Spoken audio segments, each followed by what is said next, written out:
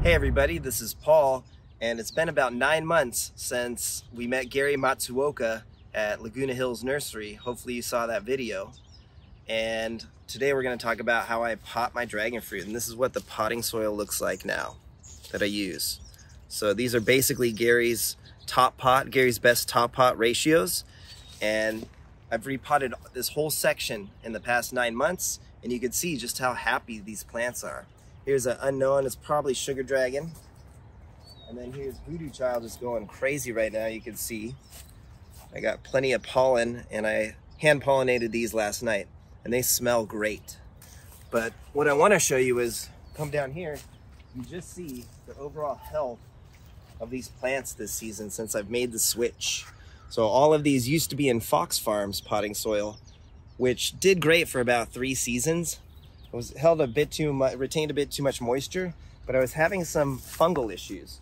So if we head up here, let me show you kind of what I mean. This is a Nicaraguan red, and this one did great in Fox Farms potting soil, but you could just see that it had more fungal issues. You can see all the fungus last season, and we did have more fog in defense of this plant. But just after about season 3, for at least personally, when I used Fox Farm potting soil, I got a lot of fungal issues, and you can see here, this one had stem rot.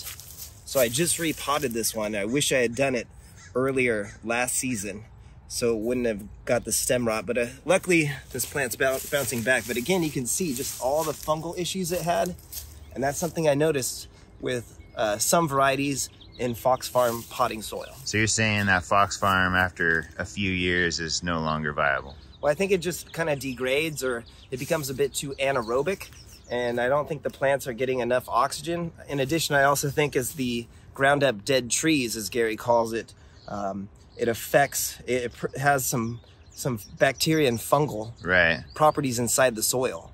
Yeah, so I remember Gary was saying how the marijuana farmers, they use it, but they rotate their soil every year, so it doesn't really affect. It's great if you can repot your dragons every 2 to 3 years, in my experience, maybe 3 or 4. But this one I got too late, and you can see just since I repotted it, the growth seems a lot cleaner and healthier. Right. Now you can see down here, I made the switch, and this plant, this is the black dragon, and it was not doing so well in Fox Farm. It also had the fungal issues, as you can see, but I repotted it, and you can just see all the new growth. This thing is thriving. Yeah, it does look better. It's just a lot cleaner, healthier, and really robust. Now, I'm not bashing Fox Farms. I still enjoy using it, and I just use it as a top dressing now. So let me go show you how I mix the soil that I've repotted all of these dragon's fruit varieties in, and how I fertilize them now. And you can just see the results. I mean, look at how happy these plants are. I have no sun protection on them. They're green, they're not stressed out. They have way more branches than they should. I need to prune some of them, as you can see. This is Connie Mayer, and they're just thriving. Even this pink panther just going crazy this season with really healthy growth.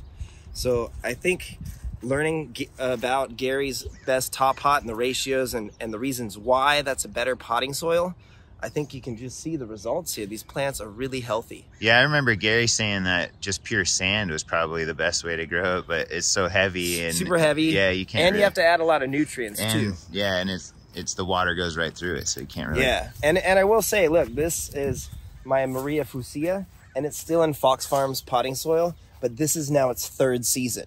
So I'm gonna have to make sure before the winter, I have to repot this plant. And it's so large, I'm gonna have to leave it in as is and just pull out the potting soil and place it in here. But you can see, I mean, I'm not saying Fox Farm is bad. It just, after 3 or 4 seasons, it starts to give me trouble with fungal issues. You just notice a difference as time goes. Especially after the 3rd season, in my experience. So I'm gonna 100% make sure that I repot this one, and let me go show you what I mix my potting soil and how I mix my potting soil and what it looks like. So let's go do that now. So if you just have a few pots of dragon fruit, I recommend just buying Gary's best top pot if you can. It's about $20 a bag. So it's much cheaper for me, and you can see how many I've repotted. It's way cheaper for me to make it myself. So this is how I do it. This is what it looks like first. And it's beautiful. So what I do first is I roughly estimate about 30% peat moss. I like the OMRI certified stuff, and I usually put that in the pot first. So Gary's ratios are 35%, if I remember correctly. I do about 30% and replace 5% peat moss with coconut coir. How much is a bag of the peat moss right now? It's about 14 bucks from, I get it at Home Depot or Lowe's. Actually, this one is the Home Depot brand, and I prefer the Lowe's brand. It's a white bag, and it's 3 cubic feet, I believe. So you can get a pretty good amount for not that much. Oh yeah, for 15 bucks you get this huge bag. So I'll just do a quick mix. That's about 30%. Next up, I like to use pumice. And I really like this brand of pumice. So not all pumice is the same, and this is really good stuff. I get it at a local gardening center. It's about 14 bucks a bag. And you could actually go a little heavier on the pumice. Pumice is really good for aeration, and it does not retain too much moisture. So I mix about that much. Then coconut coir, and I make sure I get the chunky stuff that is ready, pH balance 7 and washed. Because if you're not careful, it will have a lot of salt content, which you don't want. So it seems like coconut coir is hard to find these days, and I mix about 5% of using this in the mixture. And where do we get our coconut coir? Well, it's been hard to find, so I actually get this on Amazon, and I'll put a link in the description so you can buy it yourself. And some people actually use the coconut coir that is for reptiles, but they wash it out really well. So I don't have time to wash it out. I like to make sure I get the stuff that is ready for plants. And again, it's gotta be this chunky stuff, not the real fine stuff you get at Home Depot. That stuff retains way too much moisture. And I like this a lot. I mean, Gary, this is one thing that Gary did not agree with me on using it in the potting soil. He said it's too new, but every time I repot dragon fruit, the roots are just attached to the coconut coir. So I really think it's good stuff.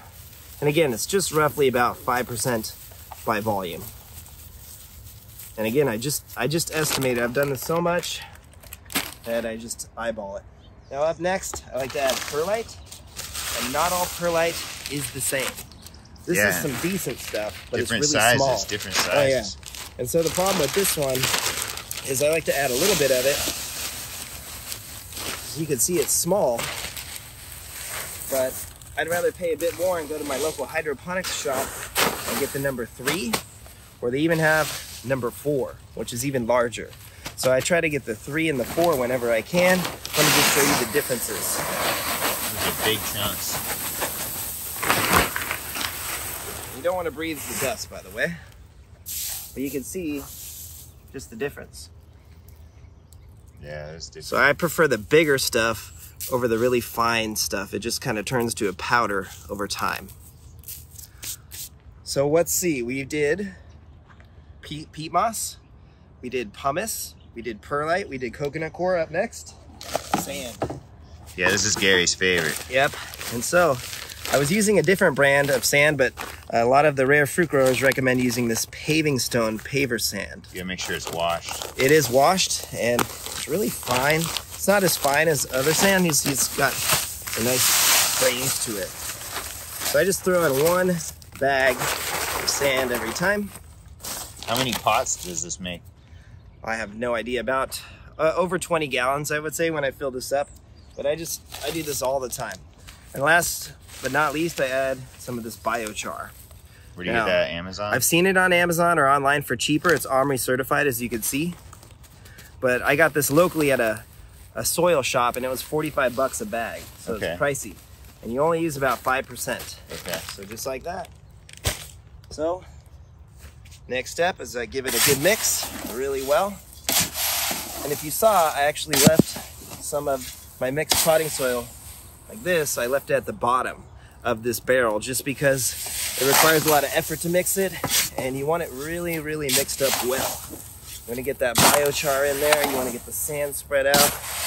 You don't want too much peat moss, because although peat moss is acidic, dragon fruit prefer a slightly acidic soil, and we have alkaline water. So between our watering and with our hard water, which is alkaline, and the acidic peat moss, I've noticed it's just really, really good for the dragon fruit. They really enjoy this medium. So I could keep mixing it and show you that. That's a little boring. I just want to show you what it looks like, the finished product. So there it is. So I pot my dragons in this potting soil. It does retain some moisture, but it has plenty of aeration. So you want to get the oxygen to the roots. That's the key. So once we have this once we have a potted dragon, let me show you now how I fertilize it in 2022 and what I've learned about fertilizing. Okay, so this is how I'm fertilizing the dragon fruit now. Honestly, you can just top dress with this. This is Dr. Earth's Flower Girl Bud and Bloom. Hopefully you've seen our video on that we did last season, and it's really, really a great organic OMRI certified fertilizer. So honestly, you could just top dress your dragon fruit with this.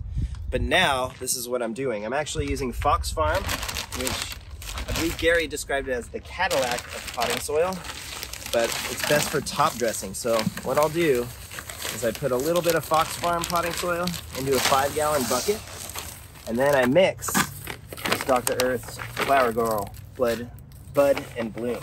Yeah, Bud and Bloom was told to us by Leo from Oceanside Dragon Fruit, yes. Right? Yeah, you're right. Don't breathe it, but I mix it up really well, about 50-50. And he said he liked to put this on in the spring, right? To make his dragon fruit bloom, right? He did it twice, and the second time was by June, if I remember correctly. Okay. But basically, right when the dragons wake up, I top dress with this, and then again right in June. I'm actually prefer to do like first week of June. I'm a little behind this year, but once it's mixed up about 50-50, this is what it looks like. Okay. And so now here's Paul Thompson's 6S, very important variety, and it needs some extra nutrients. So I just top dress near my drip irrigation. And I'll water it in. And I water it in the same day. So that's more than enough. I usually do about 2 handfuls per pot. And hopefully we'll have some more of these flower buds. As you can see, look at this beautiful missing variety, Paul Thompson 6S. That's gonna open soon. It will. And there's actually another one here. So we want plenty more, and we want this growth here. What I'm actually noticing is after I fertilize it the way I just showed you and water it in a few times, they're much greener plants. You can see there's a little stress, a little yellowing on this one. So as soon as I apply this fertilizer, these plants get a nice, beautiful dark green, and they're much happier. And they tend to shoot flower buds as well. So there you go. That's what I'm doing this season for potting soil and fertilizing. Give us a like and a subscribe. Thanks so much for your time. Have yourself a wonderful day. Take care.